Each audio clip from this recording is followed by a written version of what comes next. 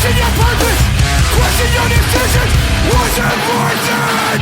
In the blink of an eye, in the city of death, consumed by hatred. You take your last breath, your last breath.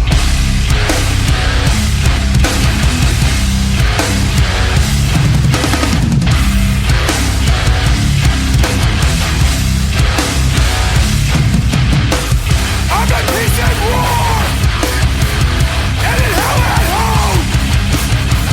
In my mind, playing tricks on me. I don't know. That's why I scream fuck the world and everyone in it. I know I don't belong. That's how you make me feel, and I know I'm fucking it. In the blink of an eye, in the city of death, consumed by hatred. You take your last breath, in the blink of an eye, in the city of death, consumed by hatred. You take your last breath. Bloodsoaked streets, a war on peace. You may make it out alive, but it'll cost your mind. War mentality.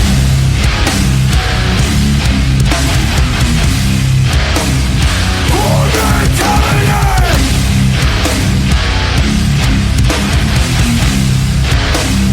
War mentality.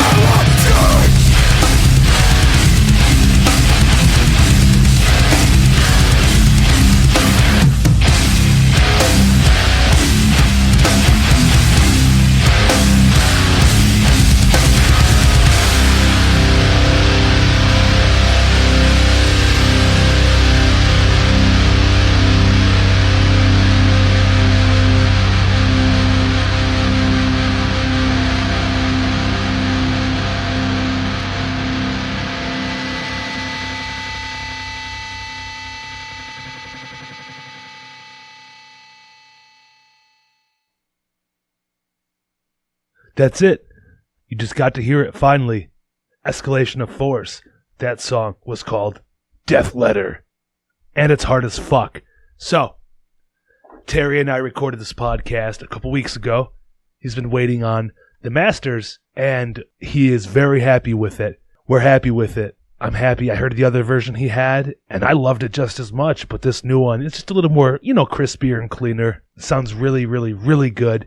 And since I've ever heard fucking Terry first on whichever Smash Your Enemies song he did way back off one of their first couple albums, I don't know, I just always saw he had a good sounding voice and figured he'd been a good front man. Then he did that song Bloodshed with Smash Your Enemies, and then I think Faithless was the other one that he also had a guest spot on. And for those who don't know, he was the guitarist in Smash Your Enemies. He's played in Tyrant, Bitter Peace AD. He's been in a bunch of bands. Very, very, very, very talented musician. He's been around a long time. His brother is Brandon, the singer of Smash Your Enemies, if anybody remembers that band. They've been around a long time as well. Not very active. Honestly, don't know if they're even a band anymore. But love that band. So it's cool that he stepped it up and put out something that he really wanted to do. And he wasn't going to put it out and let people hear it till he was thoroughly happy with it. And, who blames him? He wants, he knows what he likes and he wants it to sound a certain way. He's been doing this shit long enough that he knows what's quality enough for him to put the stamp of approval on and send it out to the world in its final form. It doesn't get much better. Super heavy. Pretty technical if you ask me. I'm not a musician. I know I couldn't do it, but it's good shit. And I can't wait to hear more. You can hear it on all streaming platforms.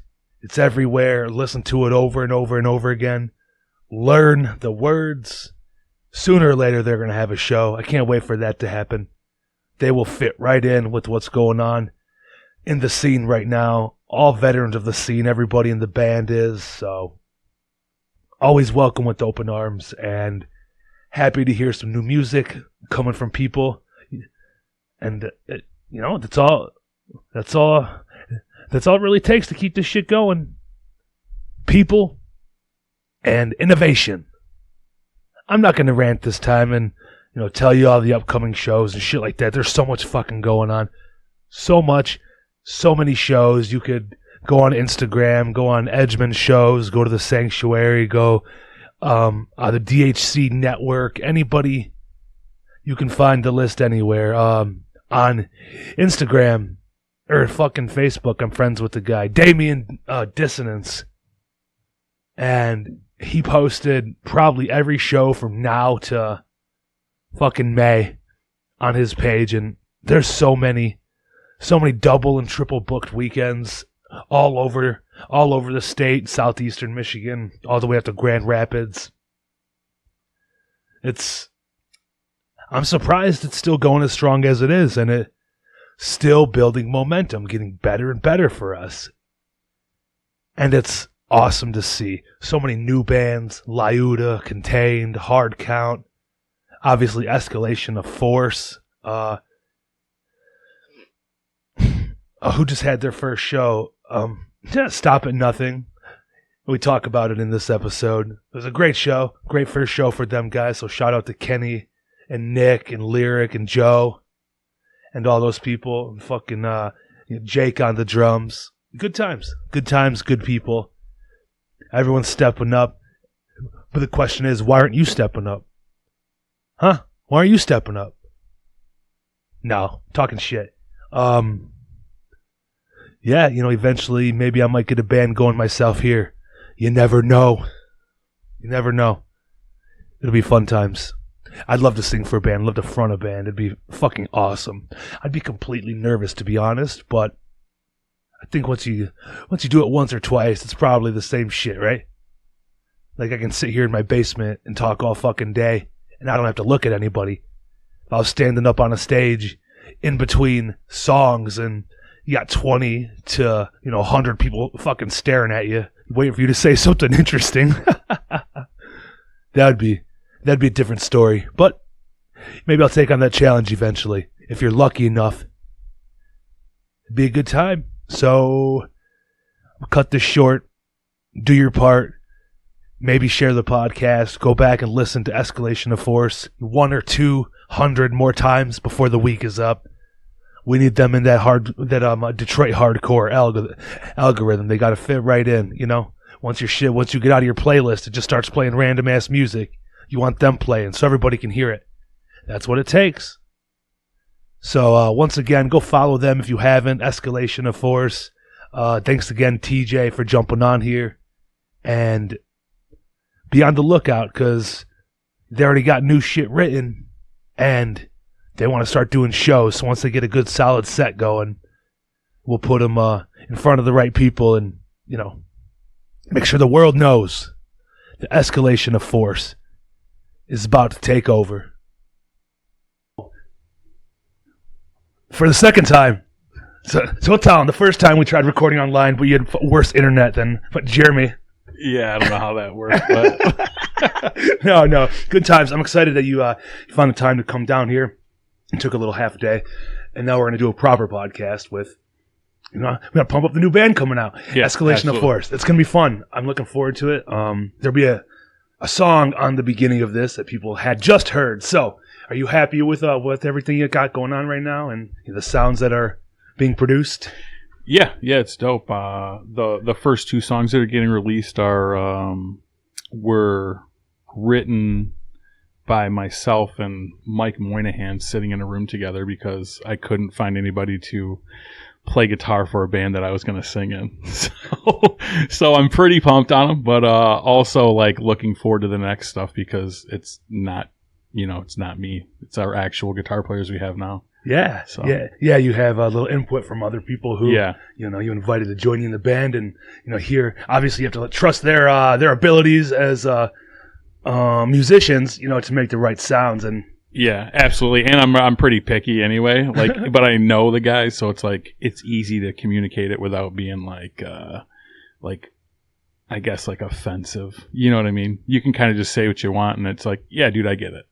So. Yeah, no, not that. A little more like this. No, not like that. A little more like this. Yeah, that'd be me. That'd be. I'd feel like I'd be like picky as fuck. Like, sorry, can you just slow that down a little bit? You know, or speed it up. Or I'm more of a speed it up guy. Okay. yeah, no, like I can see. I heard the song that you sent me, and I really like it. I'm excited to hear more. And as I told you this, I like you as a vocalist when you've done a couple guest spots and like Smash Your Enemies and shit like that. So it was cool to hear that. And I said when I heard that song, Bloodshed, go listen to it if you haven't. And then you did another one before that, yeah? Yeah, the first album was, I did a part on Revenge, and then the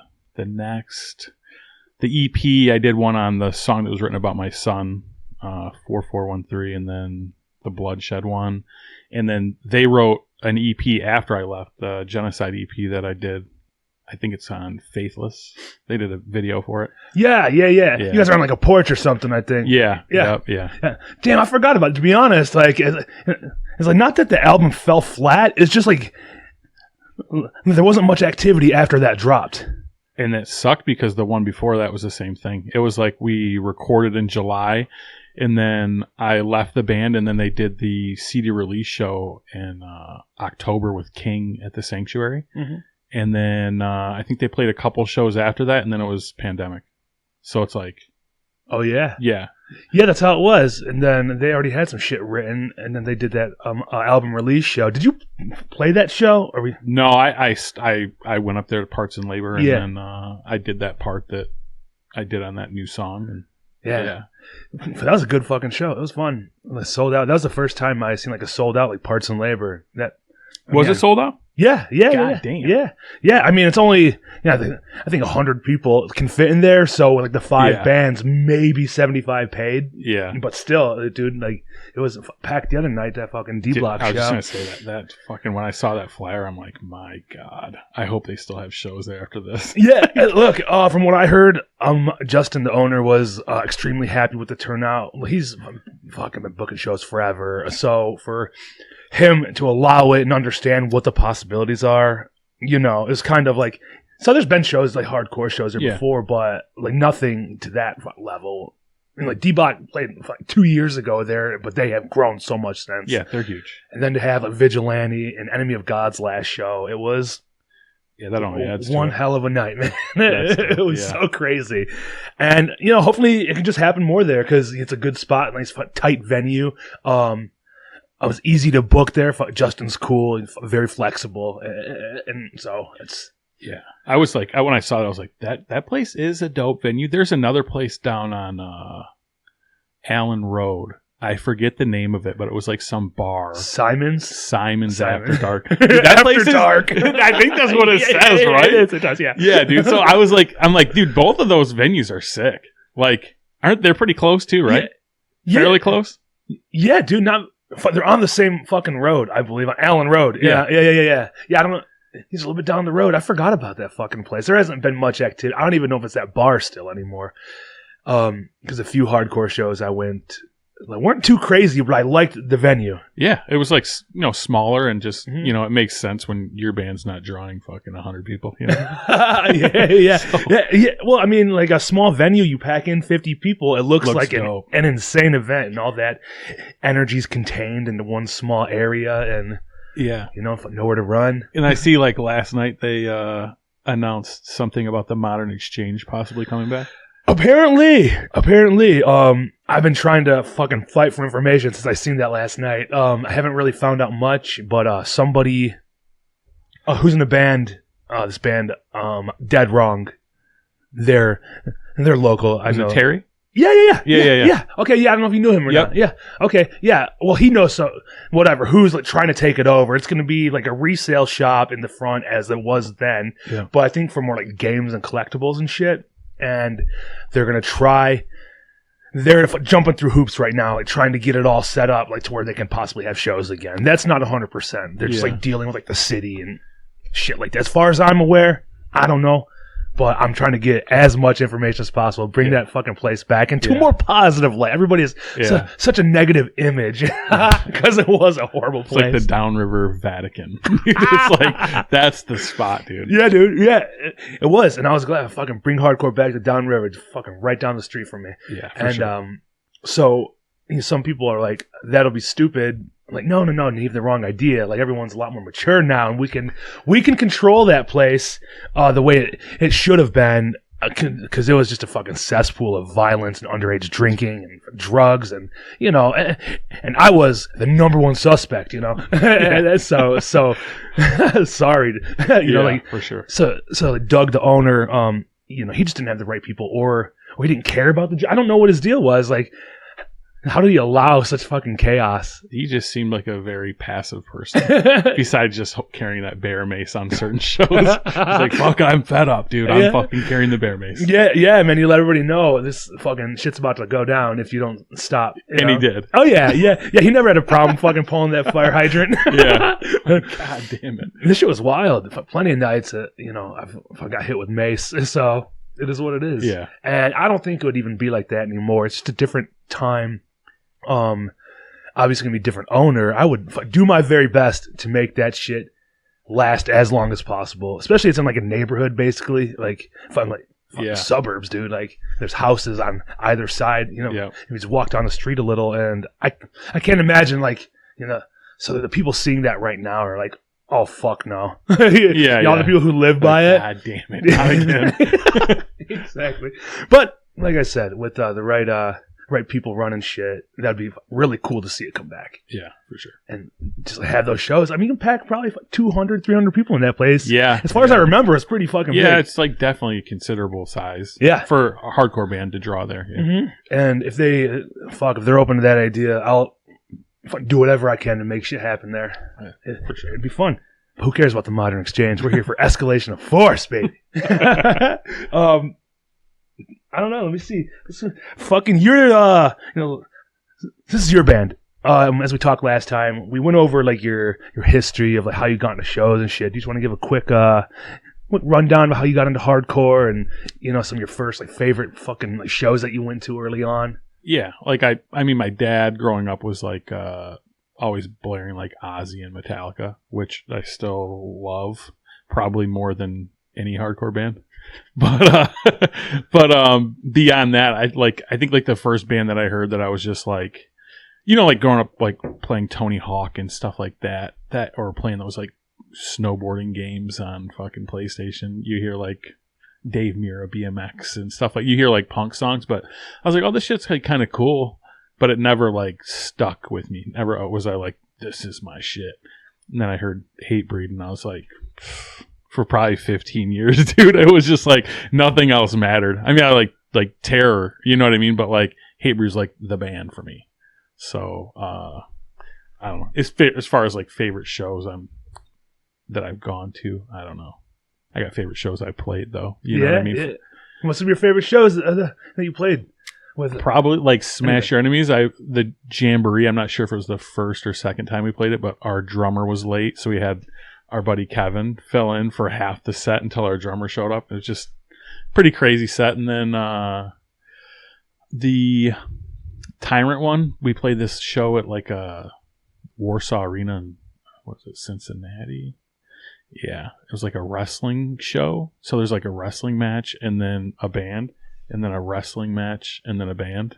It was pretty sick. Yeah, it is cool. Is that the one? There's a video online of that place where Dave jumps off the stage. Is that the same place? It's the same place, but it was a different show. Oh, okay. Yeah. That show was sick too. I think we played like with Title Fight and some, like it was just really random. Yeah, dude. Some of those, I never went down to Cincinnati or like Dayton for any of the shows, but like they were always just as crazy as like the Detroit shows. It seemed from like when you hear people talk about it. Yeah, and that time that I was in the band, I think Cincinnati was like for sure going off harder for us than Detroit was. So it was always cool to go down there. Nice, yeah, dude. Because I was a little younger than all those people, so just like you're like, yeah, they're going down to fucking Dayton to just all get together, all the Courage Crew guys. There's just one big fucking gang party. Yeah, I don't know about all that. Just a bunch of nerds. No, I don't know anything about all that. But. I know. Just hearing it as like a younger guy, not Yeah, yeah. knowing any of you guys, just like Yeah. when you're looking at the older dudes, like they're all insane. And like, That's how I felt like looking at like Beast and those guys. Like when I was younger, I was like, "What the fuck? Stay away from those motherfuckers." You know what I mean? Yeah. I was like fucking 5'9", 140. That dude, I don't know how tall he is, but he seemed like he was like 7 foot tall and 300. You know what I mean? Oh, yeah. Just like in your mind, how you just everything's. it is crazy how it works. And then like you grow up, you're still going to shows and shit, and you're like, am I that guy? You know, like, and I try to be as respectable as possible with like the younger kids, you know, because a lot For of sure. younger kids like when they hear the podcast. I hope I come off as like a decent guy, but like I believe so. shit back in the day, like I was just as unapproachable as anybody else. But that was like seemed like the mindset had to be at that time, like for posture and you know, Yeah. but don't talk to me unless you know you're fucking I don't know. Unless I know you, I guess. That's what shit was weird, man. At least I had that weird fucking mindset. I didn't want to be friends with anybody. If I had like a circle, and that's all I cared about. Yeah. So I don't need nobody else. I kind of feel the same way. Like I've never been like the outgoing dude in the band. You know what I mean? Yeah. Like Dave took care of that in Tyrant. You know? My brother in Smash, like stuff like that, where I feel like I was just kind of beat back behind the scenes and doing my own thing, standing in the back of the room. You know? Yeah, you know, like besides like moshing and shit, I was never the guy. Like I said, like I didn't want a fucking million friends. I didn't want any friends like that. You know, and I was just like never outgoing. Just had my few people that I hung out with, and no new friends was like my motto. Yeah. No new friends. But I enjoy it now. I enjoy meeting people, the young kids that go to shows, and it's cool that it's a way more positive and fun, welcoming environment, and you know everyone kind of gets along. Yeah, But it's insane all the bands popping up now. so many bands, so many fucking bands. Yeah. It's. I don't remember there being like as many bands as there is now, which isn't even a bad thing. Like it's fucking great. No, it's cool for And sure. they're all good. Everyone seems like way more talented, and you know, there's a 5 or you know like they have a couple people in different bands, or like 4 or 5 bands, like Joe Plonky and fucking Lyric. They're all over the place doing all this shit. And Yeah. you know, Big Deal, Enemy of God. I don't. What's the new one with Kenny? Stop at Nothing. Stop it. I know they changed their name. Right? They did have a different Yeah. I forgot what it was. I forgot what it was. I forgot what the band was called because it's like it was like a. I'm gonna say it was old a One Life Crew band name. Like it was like one of those guys had another band. Fuck something fighting. I don't know, but Yeah. they're like, hey, that's disrespectful, so they changed it. Jesus. But hey, you gotta do what you gotta do. But I like Stop at Nothing. Their first show, March 25th at Parts and Labor with Vigilante. That's dope. Yeah, it's gonna Yeah. be fun. There's a lot going on, and you guys don't have any shows booked as No, of now, not do yet. you? No, like I said, like we wrote, like sat and wrote those 2 songs, and then like over like a 2-month period of being like, hey, are you free on Friday? All right, I'm gonna come over and like play guitar, and then like, oh, I got these lyrics, but I didn't write like 2 separate songs. I just wrote a bunch of lyrics, and I knew both songs were gonna be relatively about the same topic, so I just went there and picked lines out, and maybe you can tell listening to the songs, maybe you can't, but either way, yeah. So we have those 2, and then we have like 3 more written, and it's just a matter of like being tight instead of like being like, yeah, we'll play right now, and then sound like shit, and then it's just like, you know, Yeah, that's a good outlook, man. Like especially like a first impression, like you know all these heavy hitters in the band, you know. So you want to make sure it's all well put together, a good clean set, yeah. you know. And dude, it's I don't know what to say. It's cool. Just it all just fits in with the flow. You guys fucking get in line with all the other bands and fucking Yeah. you know add to the hardcore machine in Detroit, man. Yeah, it'll be interesting to see like where we fit with our sound, because I feel like we're not, you know, we don't sound like Slice, Moral Pollution. We don't sound like D Block or Annie Up. You know what I mean? Not saying that we're like different or cool. I'm just saying like as far as like riff wise and maybe even like vocal tone, like I don't feel like it's like, you know, people are probably either gonna be like that's dope or that fucking sucks. So, either way, I guess it's cool. I don't really Yeah. doesn't matter. I mean, you know, when you hear the name, you have this own like image in my head, like Escalation of Force. I think of like, obviously, like a militant type thing. Like a hard ass band, which is what I've heard. So the name fits how it sounds, in my opinion. So if anybody, it's like, oh yeah, that sounds hard, it's probably gonna be fucking hard. So Yeah, I think that lines up for sure. I was worried about like after it. I'm like, I had the name for a while, and then I was like thinking like, dude, we're gonna sound like we're like total cop band. You know what I mean? Yeah. Which I mean, it is what it is. I mean, we're not, but still, I do have friends that are police Escalation of officers. Force. Yeah. Yeah, like, all right. He didn't put his hand up. We should probably shoot him. That's like Escalate Force. So who else is in the band? We didn't get that far. My brother, Brandon's playing bass. And then Matt, who played... he played in Red Eye Flight and then played in Smash for a bit. He's playing guitar. Sean Williams, who plays in We Will Rot and Bloodline Calligraphy, is playing guitar. And then Rory, who plays in Red Lord, plays bass in Red Lord. He's playing drums. So, yeah. Nice. Rounded that out. Yeah. Yeah. Hey, yeah, man. I did it. Was it pretty easy to find the lineup? I'm sure your brother was in right away for the most part. Yeah, I was like, yeah, I'm going to go. He's like, I'll play bass. I'm like, sick. Let's do it.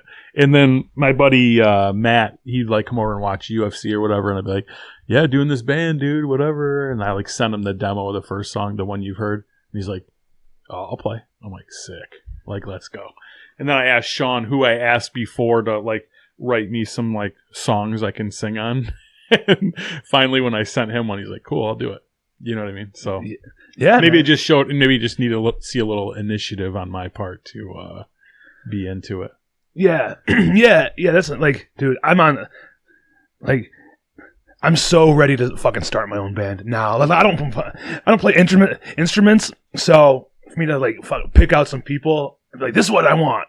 Like, that just seems like a difficult task, like to try, because I couldn't write or say like I can send you a band I want it to sound like, but that ain't sure. I don't know how they're like, what? Like, you want to sound like that band? Like, I'm just gonna do what they do? Like, yeah. I don't know. Fucking figure it out. Yeah, I was like, that's what we were writing the first song. I was like, Mike's like, what sound are you going for? I was like, kind of like Dying Fetus and like Hatebreed. And he's like more like the tremolo, like and I'm like, no, like I want the chunky Dying Fetus parts. You know what I mean? Yeah. So yeah, I mean, I don't know if it even fucking sounds like that, but in my own head, you know what I'm saying? Mm-hmm. Like, it just falls into place the way it is. Yeah, I mean, at least you can give some sort of example. Like, you can say, I want it to sound like, and do it yourself. Me, I just have to make the noises with my fucking face, you know? Yeah. Like, and I want the drums to sound like tuba, tuba, tuba. Yeah, exactly. You know, like, yeah, that's all I got for you, you know? Or I can play a fucking band that'll sound like how I want to sound. Exactly. When you wrote the lyrics, were you like, did you write that before the music, or did you like write like music in your head and then like write it to what you wanted it to sound like? I don't know. I think I may have like went over and did the song first, like the first song, and then I start writing lyrics, and then fuck, dude, I don't know, dude. I don't even know if I went over and did the vocals on the first song before we did the guitar on the second one. So I don't know, dude. I just fucking wrote a bunch of lyrics and went over and then line by line kind of put it in and yeah, just did it. Just did it. Yeah. Cool. Yeah, man. I mean, it's how much effort. You know, you want it to sound good, but especially a hardcore band, like, you don't want to think about it too much, do you? Right. Just fucking throw it. You want it to sound good, but you have something in your head, fucking get it out. Get it out of here, and we'll go from there. Yeah, and I just knew I just didn't want to, like, I didn't want it to sound like Smash. I didn't want it to sound like Tyrant. Not because they didn't sound good. I just don't want to. Why would I do like 3 bands that sound the same? Like, yeah. I'm not going to be that guy. You know what I mean? Everyone's like, hanging on to... this is the same shit, dude. Like, no.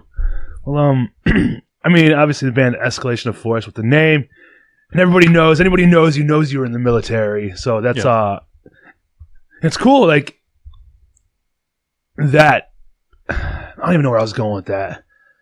Like, you're in the military, and, you know, like, some of the songs are about like your time there, or just about like what it was, or both of the songs that are going to be released for sure. Yeah, and then probably the next one's like the mental health song. you know. Yeah. But that'll be on the following release. Yeah, But, cool. Now, Yeah, for those who don't know, what branch of the military were you in? the Marines. The Marines. Yeah. The hardest of hard. That's why I joined. 'Cause I was like, I got like this scholarship when I lived in Flint. It's the Martin Luther King Julius Caesar Chavez Jr. scholarship for like, I don't even know if it's like just for poor kids or like poor kids that like get decent grades. I'm not sure, but I had like 2 years free to a college in Michigan, and I was like, dude, I'm gonna go to Oakland Community College, get my associates, and then I'm carrying on with life. And I noticed like once I started going, I would just leave halfway through my class and go skateboarding. So I was like, after about a year and a half, I was like, dude, I have to do something else because this is not, I'm like failing at life. Like just skateboarding instead of going to school. I don't know how many credit hours I even have, dude. I was like, I need to do something to get some discipline in me. So I was like, what one's gonna do that? And I was like, the Marines, that's supposed to be the hardest. So that's what I'm going to go do. Man. Not sure it worked, but I don't think I act much different. I mean, I kind of have my priorities straight, but beyond that, like, I'm still like a fucking 20-year-old skateboarder. Yeah. Was it everything you ever dreamed? Dude, I don't know. I like when you went no. to like boot camp, like what do you remember like having like in your head versus what it was? I mean, you see like that movie Full Metal Jacket, like that's like the initial thing I had in mind. Like, yeah, that's what goes to my head right away. Yeah. Just dudes screaming at you, getting smoked. You're going through the gas chamber, rifle range, swim qual, all that stuff. But the thing that stuck out to me the most is probably the different types of people that were there. You had like hood dudes, you had like country boys, then you had like these like religious kids, you know what I mean? It's like all this like melting pot in one platoon, and it's like, you got kids that have never been swore at getting swore at, and they're just like, what the fuck like what's going on? So it's like kind of funny to watch, and I laughed a bit. So I would get smoked all the time. What does it mean? Like you just have to do it like they just do more shit? Yeah, just push-ups until my arms don't work. Like burpees until I can't fucking stand up. Oh my God, fuck. I just fucking can't help it. I don't know. Would they ever punish like other people because of you instead? Yeah, they did that sometimes, Yeah. but it wasn't, I was just like the first guy on the line. So when they came out talking shit out of the drill instructor house, I was just like, fuck. Like it's kind of hard to like bite your lip. Yeah. Especially like me, like I like laugh at like funerals and shit out of like nervousness. It's not, because I think it's funny. It's just, I don't know. It's like, I start laughing. So that'd be me. Like, this motherfucker's spitting and screaming in my face. It'd be hard not to laugh. Yeah. Like, I can't do a push-up anyway, so fuck you. No. I'm sure they don't take that lightly. Like really. Back talk. What do they just make you work to death if I don't think anybody back, like had any like back talk. It wasn't really like, there wasn't really, I don't think there was, I think people knew better. Yeah. In a way. Right. But yeah. There's like consequences could be worse. Yeah, like you're just gonna get smoked and smoked and smoked, and that fucking sucks. Yeah. Yeah. Fuck, make you like stand outside all night or anything? No. You have like in the rain. We were in South Carolina on Parris Island. They have like sand fleas. They'd have you go stand in the sand pit and like mark time where you just march standing still, and then the sand fleas would come up and they'd just fucking start biting you. Oh my God. Yo, sand fleas are gross too. Dude, terrible. They're scary. It sucks. They're little scary bugs. Yeah. Or like at the rifle range, you're like, all right, Ewan, come over here, lay right here for grass week. And it's like right on a fucking red anthill. Oh my God. Dude, are you fucking kidding me? Just getting tortured by these fucking ants. They're crawling like in your socks and fucking ugh. What's grass week? Did I hear that? Yeah, grass week is like you go the week before the rifle range, you go and you like dry fire your rifle at a barrel. Is the most monotonous shit in the world, but it's just trying to get you to breathe, and like as you pull your trigger, it's like kind of supposed to surprise you that that's shooting. So wow. Yeah, so it's like I guess like the art of breathing before you go shoot, because if you're like holding your breath, or you're at the top of your breath or whatever, you're not going to have such a accurate shot. Okay, yeah. They definitely want you to know how to shoot, huh? Yeah. It's kind of a big deal. Yeah. Was there a lot of like support with you going, or were some people like you probably shouldn't do that, especially now, like the time you went, obviously the wartime in Iraq and shit. Yeah, I didn't tell my mom, and then the recruiter just showed up at the house like, yo, hey, so any questions? She's like, questions about what? She's like, he's joining the Marines.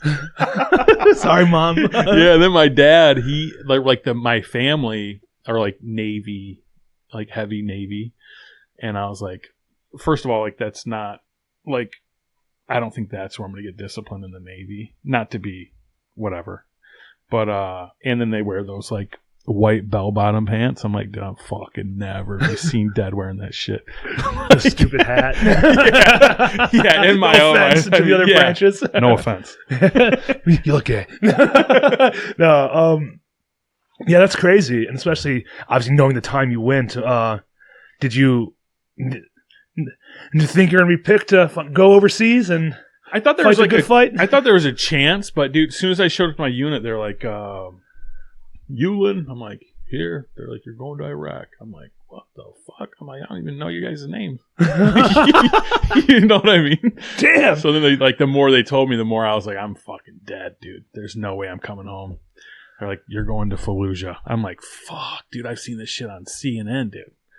Like, this isn't good, you know what I mean? And then they're like, you're going with regimental or attached to regimental combat team 5. I'm like, motherfucker, that don't sound good. No, combat, what? I thought I was going to be filming fucking putting air in tires. Yeah. You know? Then I'm like, then we get there and it's like, I already like, before I went, I already like accepted that I was going to die. Like, there's like this picture of me hugging my mom at the airport and I'm like, you can just tell it's like the final goodbye. Yeah. Like, I have it somewhere at home. I'll send it to you. Not that you give a fuck. But, no, I do, man. That's yeah. So like, story, man. And then like coming into, getting off. We like got to Kuwait or whatever, and I get off the airplane, like walk off the back, and I'm like, man, like the fucking maybe it's like the jet, like the engines are like hot. Maybe they're just like blowing this air. I'm like, man, fucking hot as fuck. Like.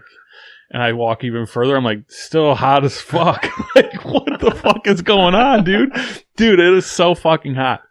Yeah. I don't know if anybody like complains about that, but I mean, you get used to it relatively quick. But it felt like if you ever took like your girlfriend's like hair dryer and just like aimed it at your face, it's just like, dude, this doesn't even fucking make sense. This is too hot. Ugh. But yeah, so then we rode through Fallujah, and you're like looking at the buildings and like. The walls are like, the front walls of the building are like gone off of all these buildings. I'm just like, this is where I die. As I'm like looking out of the back of this truck. I'm like, motherfucker, man. Yeah. Well, but on a side note, though, I fucking watched this video like a week or two ago where this like white American guy goes over to Fallujah and he's like hanging out like he's a fucking tourist. And I'm like, this is insane to me. I don't know. Maybe you guys can look it up. I'm sure it'll pop right up. But yeah, unreal from what it was in 2006, 2007 to now is like you would have never thought that that's the same place. It's all like built up and like back like to it's kind of like it looks pretty nice. They got like a mall and fucking all types of shit. Like they didn't have that when I was there, dude. I'm sure it wasn't great when that fucking place was being blown to shit. No, you know, anybody who doesn't know, like the battles of Fallujah were like the bloodiest, like American losses and shit like that, right? Like as far as I'm aware, like it's some. Yeah, I mean, in that war, Fallujah was bad. Ramadi was bad. And there's Baghdad, and I know there's some other areas. Yeah, I remember just like seeing it on TV and shit. Like, no, my cousin fucking went there and shit. So for you, dude, that's fucking crazy. Yeah, that's nuts, man. That's nuts. Yeah, that's pretty crazy. Good times, huh? But obviously, you probably like built like a family and a brotherhood there with the ones that you were there with, know, for the longest, whatever time you did. Yeah, like whoever. My best friend, one was Filipino, one was black, and then two other ones were Puerto Rican. Like my boys. The tightest. Dude. Yeah. Yeah. I mean, I've only seen it in movies and stuff. Like, you know, I don't even know if it would portray any, like camaraderie that is built with some people that you just meet and during a war. Like, you feel like you're like, holy shit, we did this together. And that's wild. Yeah. Well, I still love those dudes. So cool. It's like, I guess in a way, like the movie. You know? Like the movies. Like if they call me, I'm there, dude. I'm fucking like SEAL Team 6 and shit. yeah, I'm not that deep. No. But I mean, you did your time and you made it home alive, and Yep. I was gonna thank you for your service as an American motherfucking Marine. Yeah. That's badass, dude. What else is going on in life? Let me see what we got here. You have your own shirt, the clothing line company, Detroit Boxing Company. Yeah. I know it's. Well, you've done some shit with that, some collaborations with some cool fighters and all that. You still running that shit? You still? Yeah. Not as busy as I was with it, like as far as like my focus on it. But yeah, we've got to work with some fucking like people I never thought I would get to work with. You know what I mean? Yeah. Like, who? Drop some names. Anthony Durrell. He's 2-time WBC champ at 168. Tony Harrison, 154 champ. WBC. Mike Perry from now he's bare knuckle. But yeah, when we did that shirt that I was telling you before, that the fucking, I'm like, dude, I'm so pumped that this dude like is like willing to do this. And then I go pick up the shirts from Edgeman. They're the ones who print my stuff. And my buddy goes, "Hey, did you see the news on Mike Perry?" I'm like, "No, what's up?" He's like, "Yeah, TMZ just reported that he had like a domestic issue with his mother and his wife." And I'm like, "What the fuck?" Which, I mean, I guess it turned out to be like some screaming match in the driveway. I don't know. Yeah. I mean, he's a crazy person, so I don't. Yeah, and not like you know? giving him a pass or whatever the case may be, but.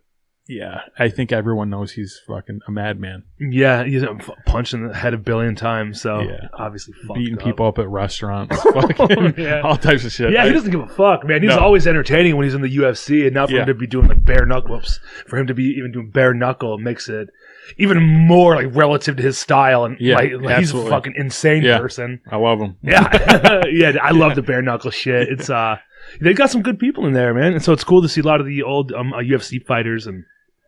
You know, not necessarily washed up. They just moved on from that organization. Throw hands, dude. Like stand up only. That's like some stuff that, like, you know, I want to see it. I want to see just to stand and bang. You know, with no gloves. The shit's ugly. Yeah, some of the UFC stuff, I watch it regularly, but it gets a little, you know, like I understand. Like wrestling's probably the most important thing you can have as a base, but I'm not trying to watch that shit. You know what I mean? Oh, yeah. Like, if I'm, like, going to tell my kid, like, hey, you're going to go fight in 8 weeks, I would be like, you need to learn how to wrestle. Yeah. Like, not box. You need to learn how to wrestle. Yeah, how to fucking defend your neck. I'm not trying to watch that shit. So, have you seen the one championship where they, it's like Muay Thai, but they do it with the 4-ounce gloves? I haven't watched it, but I've heard of the organization. Like Friday nights. They have it on, like, Amazon Prime. It's fucking... 4-ounce gloves, so I think it's nothing. 3-minute rounds. It's like... action. Nice. So that's basically only to fucking protect the hands. You still got all the power and still feel like you're in hit with a fucking cinder block. Yeah, you know? Yeah. But then beyond that, Mike Perry, we did Hitman Hearns, Thomas Hearns. Yeah. Which Detroit legend. Yeah, dude. Of all fucking like one of the best of all time, I think. But like I when I went down to meet with him to do that, we went to Somerset Mall and met at California Pizza Kitchen. It was like me, my son, and then Tommy and his son, Tommy. Wow. And we're just like sitting there, and I was going to take my son swimming like right after. So I'm like, dude, just bear with me for a minute, you know? Yeah. Just got to go do this. And like Tommy Hearns is like sharing pizza with my son. And like, I'm not like a take pictures with you kind of guy. Like, you know, like with my boys and whatever. But that's like one picture. If I could go back in time, I would take the picture of like those two eating pizza together, because it's like a personal moment. You know what I mean?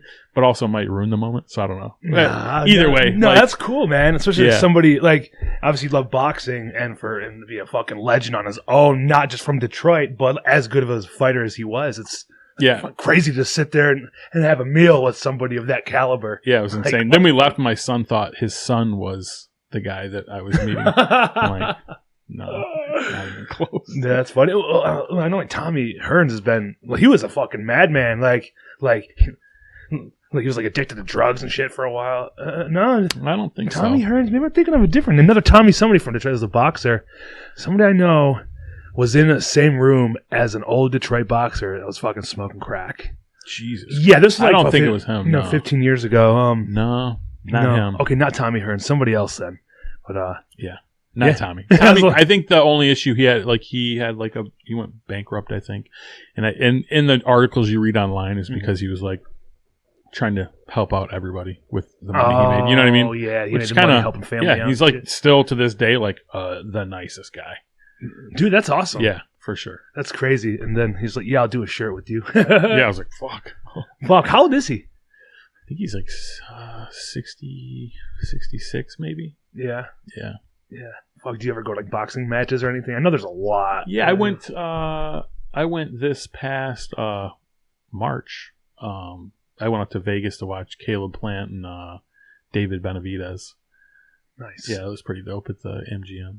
And then before that, I went out to California, saw Tony Harrison fight Charlo in their second fight, and then randomly I'll go to like local stuff like that because I try to be involved with that with the company and stuff like that. So yeah, that's cool. Yeah.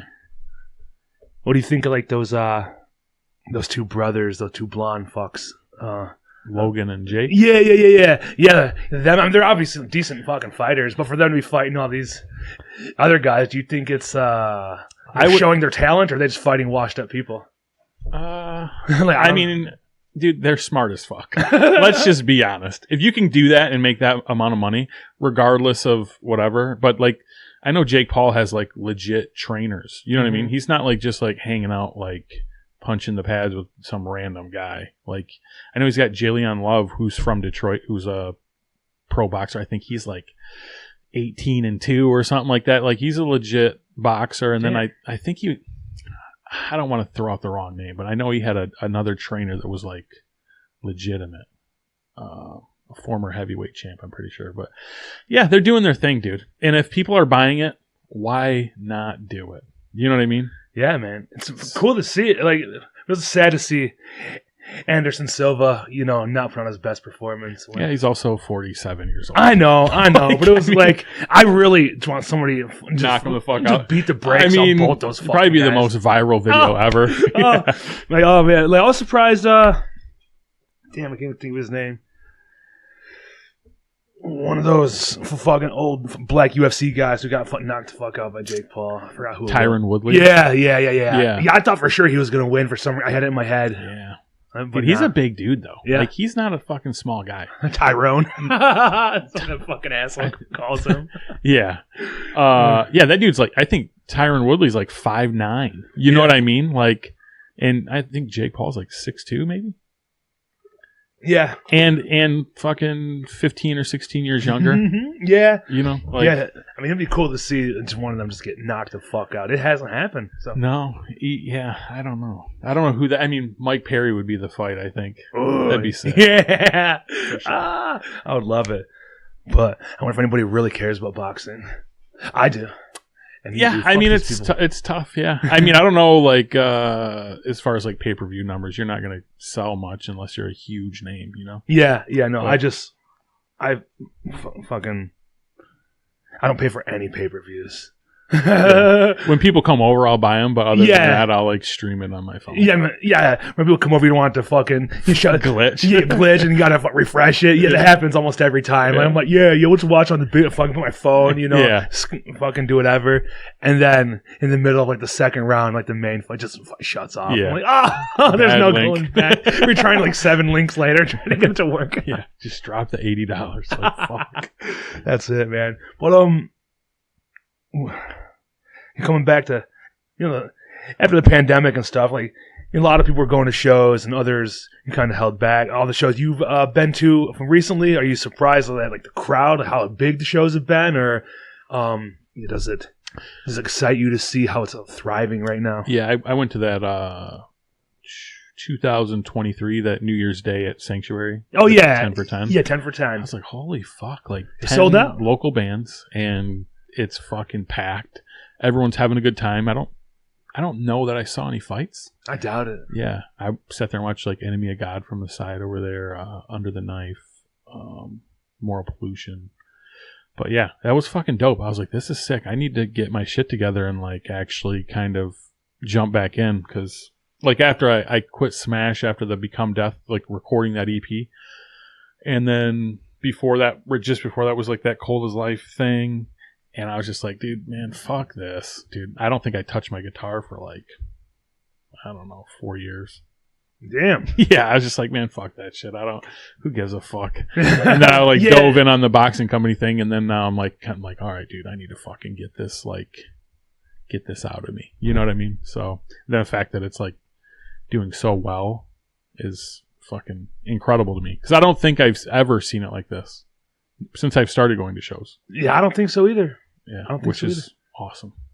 It is awesome. See a lot of the younger kids. There's bands starting in all fucking ages right now, and everybody's supporting each other. There's really no lines drawn in the sand. And there were before. Yeah, absolutely. There was bands around here that like refused to play shows with us, and they're in fucking hardcore bands now. Like, you know what I mean? Where I was just kind of like, I think if you got to know us, like I think we're like the same people. You're just. You know what I mean? They see like some Modern Exchange type shit and like, oh, these guys are fucking idiots. Like, not saying we weren't, but like at the same time, like we're all into the same shit. If we were in the same room, we would get along. It's like when I was recording with Mike Moynihan, I'm like, how the fuck didn't we like become cool? And it was just like that. Just, yeah, dude, I was with this group of people, and this group of people didn't like that group of people, and it was kind of stupid. Yeah, isn't that weird? Like, it is stupid because when you look at it from like the bigger picture, that's what you see. If you're standing at the top of the fucking sanctuary looking down, you see like little cliques of people. You know, everybody kind of minded their own business when they're with like their own friends, and then something happened to where everyone's like kind of like open arms to each other, like you're willing to get to know somebody, or it's. Maybe the pandemic helped that. I don't know. Yeah, maybe. It might have. Because before that, I feel like it was just like closed off. There was like these kids, and these kids. You know what I mean? Yeah. Hey, man, it's for the best. For sure. For everybody to show up and support each other and, book each other's shows, or like actually paying to get into the fucking shows. A lot of people, it seems like would sneak in, which, for sure I snuck into a few shows, but it's like knowing and understanding how it actually works, like the whole machine behind how shows happen. You really want to support. Yeah. So the fucking promoter's not going to the fucking ATM at the end of the night to pay these bands. For sure. So it's just, I don't know, man, just something. Our experiences sometimes were so negative, and for it to be so positive now, it's like hard to believe. Yeah, and you don't want to seem like a hypocrite, but at the same time, it's like this way is working better. Yeah, absolutely. Yeah, you know what I mean. Yeah, and then once again, like going back to like how the Modern Exchange was versus if some fucking weird reality that we're in right now, it opens back up and there was hardcore shows there, it would be so much different. It wouldn't be the shithole that it was. Yeah, like I have this image in my head of like I don't want to let it go. like that place needs to fucking open or something similar. Like downriver, which Parts and Labor is great. I love that fucking place, but I've just like connected to the Modern Exchange. I feel it, but I feel like the opposite way. Like I'm like, it's cool that like if that venue comes back, but the fact that Parts and Labor is there, I mean. That's about all you need. If you don't fuck that up, I think that you're good. You know what I mean? Yeah, I agree with you for sure. But I mean, I guess with the amount of bands too, who knows? Yeah, no, it's just my own personal like I love that place so much because of what it was, even though it was so fucked up. Yeah, no, for sure. And I didn't even, dude. I don't think before I was in a band, I don't even think I came downriver. like ever. They're like, yeah, downriver. I'm like, what the fuck is that? Yeah. I had no idea. Just south of Detroit along the river. Like I remember coming down here for a show one time that was like in the basement of I don't know what the hell it was called. Floyd's Bar? Probably. I saw like Invocation of Nihik or some shit. Whoa. I don't fucking know. I don't know what band. Yeah, that's the only place. It was in Lincoln Park. That's the only one that I know. Sure. Basement show. But yeah, I had no fucking clue like what downriver was. I didn't realize it was like 5 towns or whatever the fuck it is. Yeah. Then you got Wyandotte. A lot of the hardcore kids that I met early on were all from like were from Wyandotte, and because the guy I worked with, he got me into all these shows and stuff, and I met his few friends, and you know how it works. You just meet new people at shows, and it was like nobody was from this area for like the longest time that I knew of, especially in Lincoln Park. I was like the only kid like in my high school that I went to like hardcore shows. Like it seemed anyway. Yeah. You got a Hatebreed shirt on, and like, who the fuck is that? Yeah. You're like, how the fuck do you know? No, Hatebreed was bigger, but like if I seen, I don't know, there was no local hardcore band shirts in my high school, you know, and it was weird because like I hated high school, and then I found like hardcore shows, and like I still hated high school, but I knew like I'd fuck these people up if I had to. You know, I had like a different outlook on like school. Like after hardcore shows, like I started going, and I took like a different outlook and like a different like mentality, and not necessarily like I was a little more confident because like I hated like fucking middle school and high school is just hating people, like asshole fucking whatever bully type people who would fuck with me, like the jocks and shit, you know. Yeah, I kind of kept to myself in high school. Yeah, like I'll fucking throw this chair at you, you know, like after I got into shows, like I'll make you fucking eat this desk. I'm not the one, dude. And it was just a weird, like, it was a weird shift from being like some fucking like fat dumb nerd at like high school, and then like going to shows and still being a fat dumb nerd, but one that's not going to take shit from anybody. Yeah. And that changed me. The hardcore fucking changed me. It, you know, could have been for the worse then, but you know, like in life, for sure for the best. Yeah, and that's why like I feel like those clique things, it's so stupid. Yeah. Because it's like you got a group of people that are into the same thing, but like, and then you have a group that wants to be like the cool kids of the outcasts. Yeah. It's like, dude, shut the fuck up. You know what I'm saying? Yeah. Like, you're no better than the fucking next kid. Whether he likes fucking Emir or fucking Blood for Blood. You're not fucking cooler than him. You know what I mean? And that kind of bugs me. But it is what it is. Yeah, well, that's how... Emir may be a fucking bad example. But no, like, I know what you're saying, but then when Emir showed up, I'd start seeing, like, people from my school at shows, like, I don't want you here. This is my place. Yeah, this is my escape, and you're the dickhead that fucking made high school suck. Yeah. And I see you here now. He's like targeted. And guess what? You're about to eat this back fist, motherfucker. Purposely moshing me. Yeah, dude, I seen a substitute teacher at a hardcore show. I think it was like that, not stick to the Acacia strain. He was there, like this fucking dickhead. Like he was like a high school, he was like a football player, but he went to Lincoln Park. And then he like grew up and he became like a teacher, like a substitute at the time. Yeah. But I seen him at the Magic Stick one time. It was like maybe Stick to Your Guns. I don't know what the fuck it was. Like a popular band. I was like, this motherfucking substitute teacher is here. And like, you know, because like he went to high school with my sister. He was like a jock, like a real fucking douchebag. I was like, this guy. Nothing happened, but it was just weird to see some like high school people like at a place that I go to get away from high school people. Yeah, and I've always thought like when you go to like that show, like Acacia Strain at the Magic Stick or Terror at the Magic Stick, like you see all these kids and you're like, dude, where the fuck are these kids at like in the regular shows? Like if you could somehow get these kids to come to the local shows, this scene would be fucking huge. And I don't know if it was at the Hatebreed show or the Bleeding Through show, but someone was handing out flyers of the upcoming shows. And I was like, dude, I don't remember seeing this since like back in the day where you got a list and you're like, oh, Shadows Falls coming, Senses Fail, fucking Emery, God Forbid. Like, where you're like, dude, I don't know who the fuck these guys are, but I'm going. Like, like the next like 3 months of shows at Alvin's, and like someone just handing the flyers, you walk out the door at the end of the night. Yeah, that's dope. Yeah. Like all those. So whoever did that, fucking great job. Yeah. Well, because you get that whole lineup of the next like 3-4 months worth of shows, and you're like, I'm gonna check out all these bands before that. You know, then like you're like, oh, I fucking like all these bands. Yeah. And that's how it fucking happens. And now it's like, it's probably easier on the internet, it seems. You can just, Yeah. all But this when it's algorithms and like in shit. your hand, I feel like it's just better. Yeah, I don't know what. oh, yeah, Maybe it it's a just took different me thing. back. I don't know. No, man. But it's I think awesome. that whoever did that, fucking keep doing it. Yeah. Flyers and like Yeah. flyering. Go to the whatever show, or even go to like some sort of, I don't like the word hardcore adjacent, but like one of those like other shows, like a metalcore show, and hand yeah. out flyers to, something these people might like, and that can only bring more people, and Yeah. hopefully like in a positive way. For sure. Yeah. Like I went to like 200 Stab Wounds. That was like one of them that were on that flyer.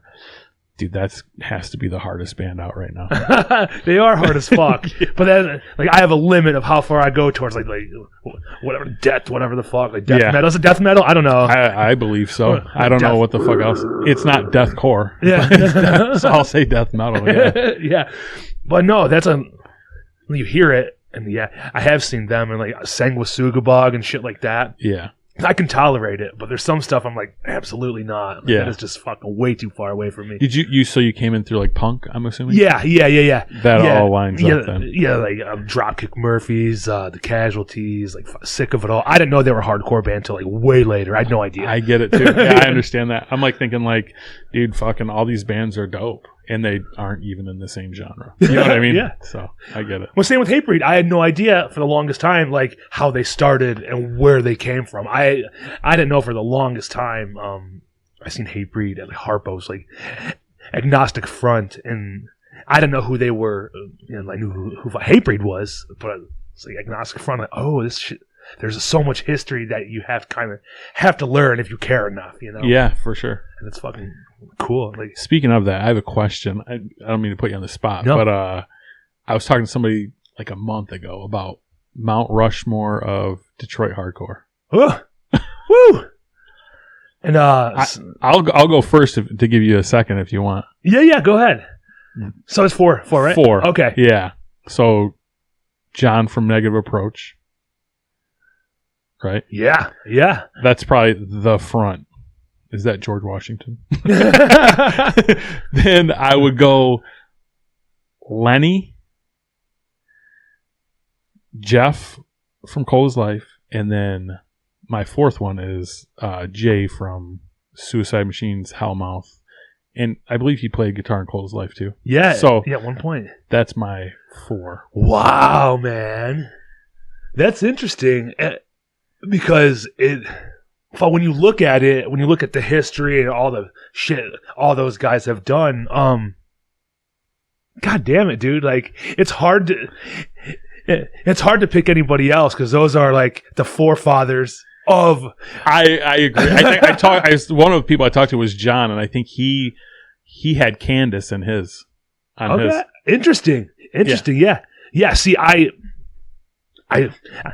not into Walls Jericho.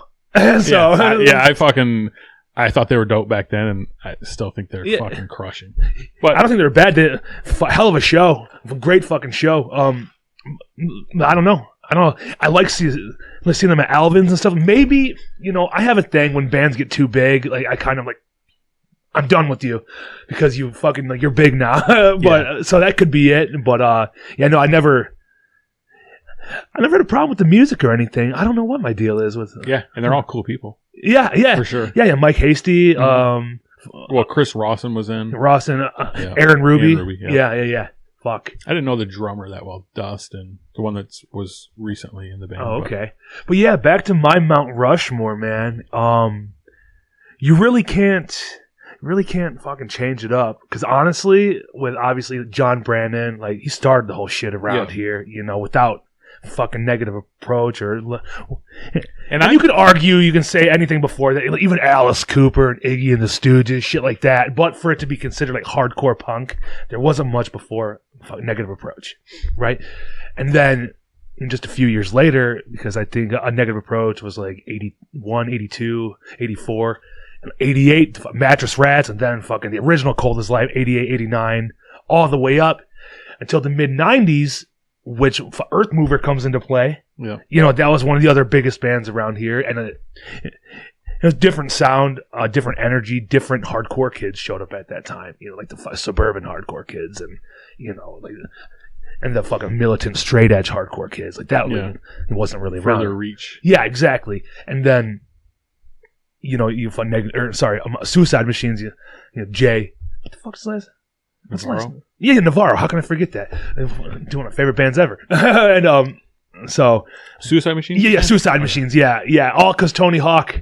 So fucking thank Tony Hawk for fucking New Girl. That's the first time I ever heard them. And yeah, I didn't even know they were from here when I heard that. Yeah, I didn't either for the longest time.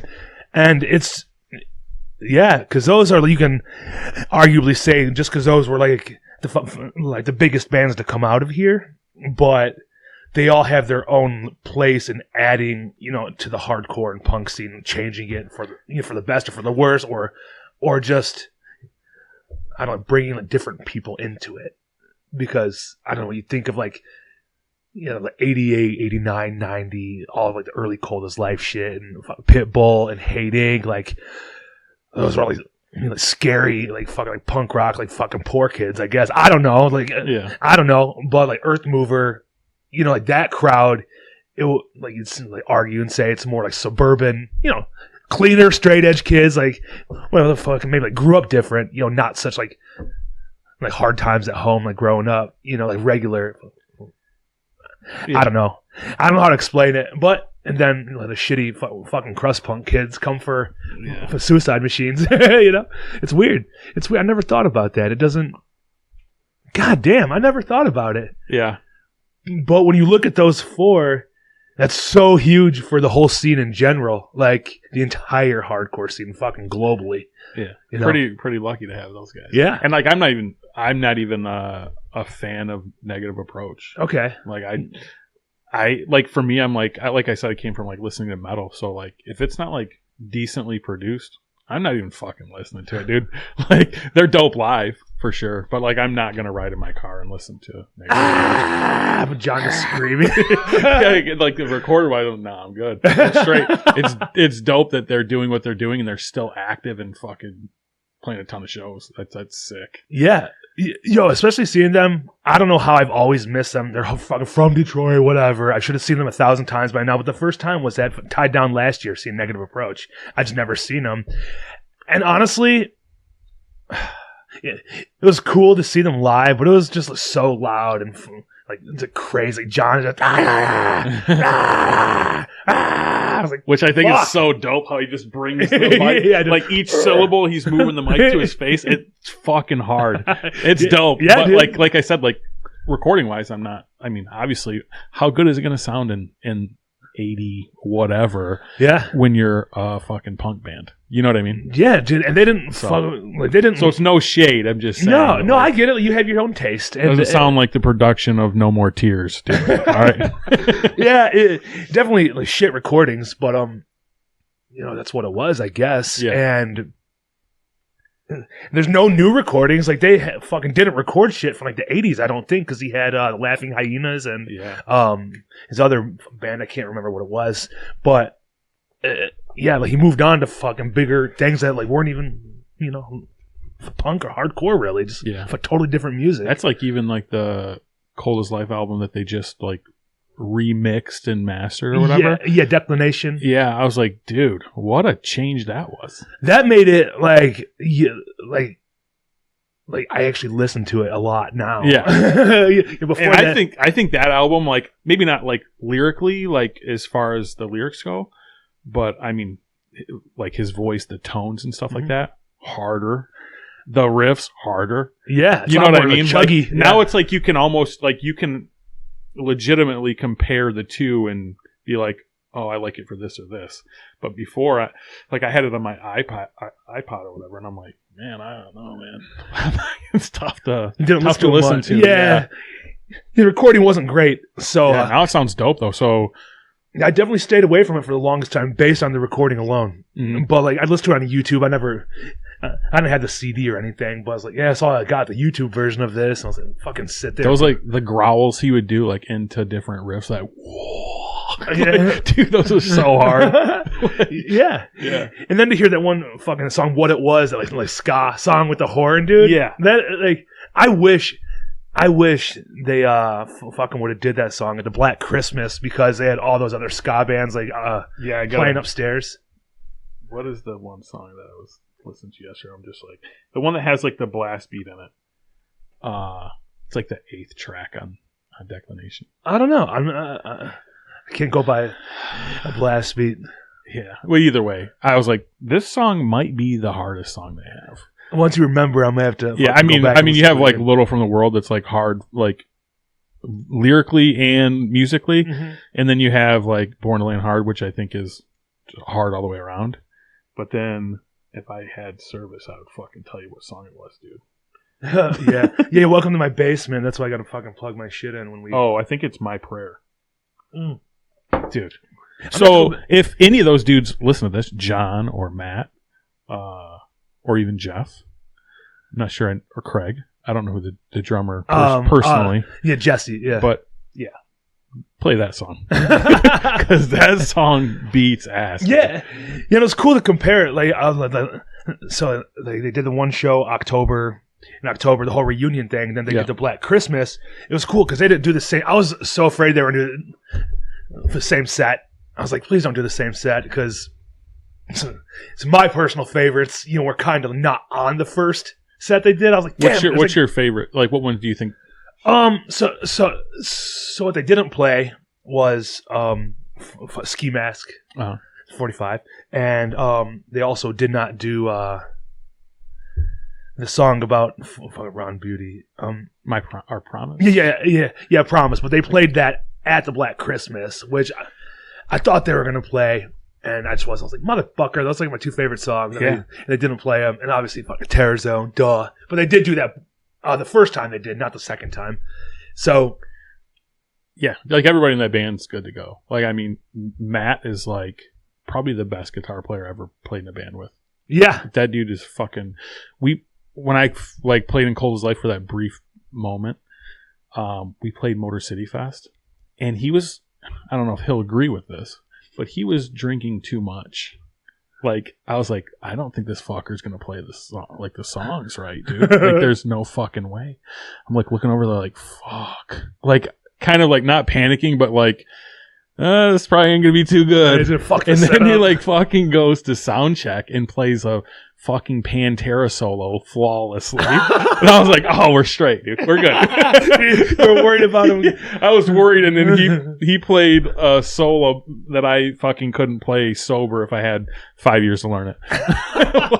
like, oh, never mind. Yeah, he's good. Real metalhead. Yeah, dude. He's badass. Yeah, but it was cool to see him and John on the stage doing those songs, dude. I was like, this is fucking rad. Jeff, like, dude, the fact that he, like, and that's another thing with that band. I'm like, it's fucking so cool. And that's Escalation of Force too, where I'm like, dude, I should fucking play guitar and sing because that looks so hard.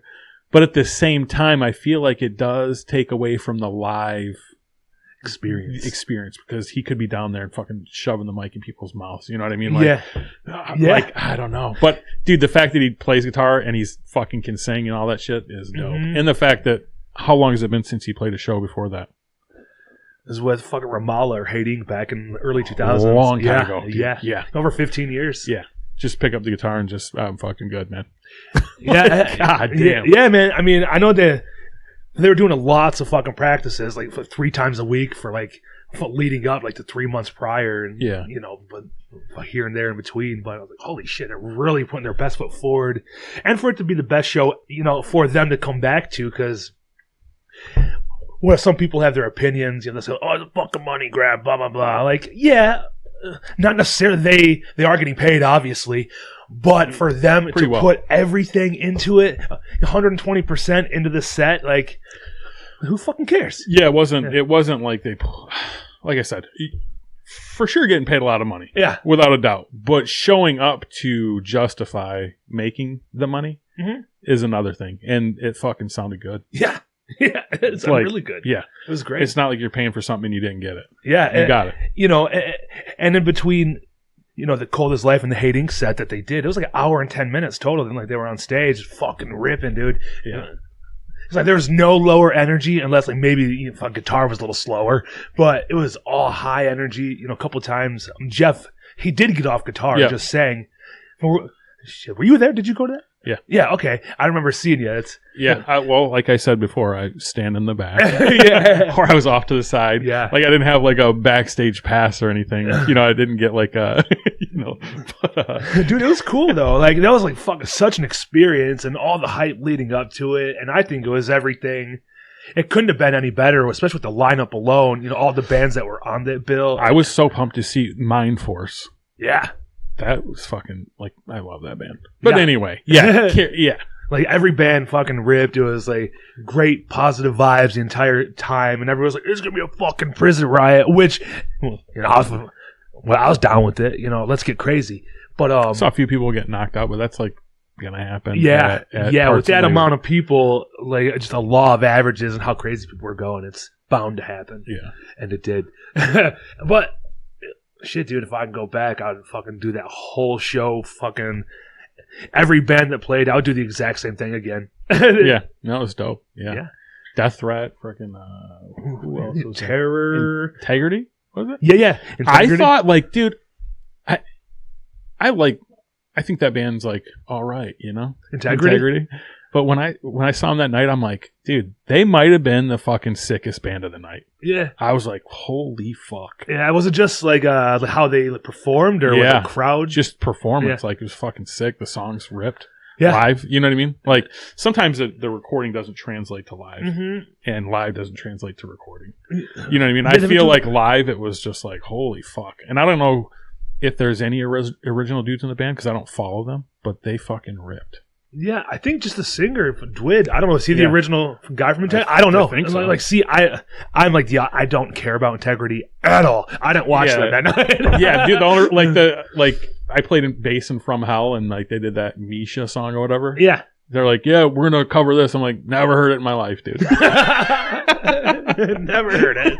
I guess I'll learn it. now I just know it, I guess. But no, it was you know, a lot of. I have highly respect for that band because a lot of people like them. I'm the outcast when it comes to Integrity. Everybody I know loves that fucking band. I'm like, I couldn't care any less. Yeah. You know, that's just me, and I just don't like to record. It's just too different for me. I'm plain Jane, fucking boring hardcore. You know, I don't care about fucking metal or you know, Yeah. or different tones. Give me the top fucking 3 chords and whatever the fuck. I don't care. One finger. Dun, dun, dun, dun, dun, dun, dun. Yeah. That's all I need. Yeah. That's all I need. I'm not picky, or maybe I'm just a hater because I can't do it. I don't know. Yeah, that's up to you, dude. Yeah, fuck it. But shit's thriving now. What else we got, man? About an hour and 8 minutes. Holy shit, we made it an hour. Wow. No skips, no pauses. Yeah, no internet issues. But no, I think we fucking pretty much covered everything. Anything we didn't talk about with your band? You got a couple songs that'll be out. Yeah. By the time we drop this, Yes, I'm gonna yeah. save it. Yep. So I mean, even though it's going to play at the beginning of this, Mhm. yeah, we're just waiting on the frickin' stuff to get mixed. Good. Like, I'm just like fucking impatient, dude. Like I said, we started recording in August, and I was like, dude, I'm gonna have these 2 songs out by Christmas. And then in my head, my goal was to be considered to be a band to play the Tied Down pre-show, which I thought was only going to be 1, but apparently there's 2. Yeah. Which I'm waiting. I keep refreshing my phone like, when's this fucking pre-show 1 going to be announced? Oh. Maybe you know. Yeah, this will be. Yeah, dude, this will be out after that's announced. 'Cause Yeah. probably today, right? I think so, or tomorrow. Okay, well, I know only 2 of the bands, so Who by are the time they? this- I can say it here. No, I can say it because it'll be out after. It's fucking E-Town Concrete That's hard. and Gridiron. Oh, sick. So those are the 2 bands that I know of. I don't know who else is on it. Yeah, when the other one was announced, I was like, I'm like, wow, like that's fucking dope. But Yeah. like I said before, like a lot of these bands didn't stick to me. You know what I'm saying? Mhm. Like I saw Ceremony at like some skateboard thing downtown. I don't know, 10 years ago. Yeah. You remember what that was? No. They had some skateboarding event and they fucking played there. Maybe Vans did it or something. Okay, maybe. But like that band, I don't know who else is playing that shit. No Warning. No, don't. I mean, The Fury. I'll go to a Madball show. But Yeah. I'm just saying, Yeah. you know what I mean? Like Well- the bands didn't like that Hatebreed era for me, like 15 years of Hatebreed. Mhm. It's like a lot of those bands didn't stick. Yeah, you know, and a lot of those bands that are on there, they, from like when we got into shit, they were like, after you found out what you liked, they were just like overflow of stuff that like, you didn't fucking care about, in my opinion. Yeah, like, that's kind of how I felt. The Ceremony, I don't care that much. Like, they're not a bad band. No, for sure. But I'm not, I'm not going to be first in line to buy their For fucking sure. shirt. But I'm just saying, like, when I see the lineup, like, when I see, even when they announced Tied Down, I'm like, holy fuck. Like, not every band I'm, like, fucking stoked about, but, like, who the fuck am I? You know what I mean? I can look at it and be like, they fucking killed it, and it's probably going to sell out. Oh, yeah. It will sell out. But it's very close to selling out. yeah. And I'm just like, whatever. Like I said, I want a one-day pass to Saturday to see God's Hate. Hell yeah. Whoever happens to play that day, I don't know if they separated the days yet or not. No, not yet. But I haven't seen them yet. Dude. And that, like I said, like, there's a few bands other than Hatebreed that I'm like, fuck yeah.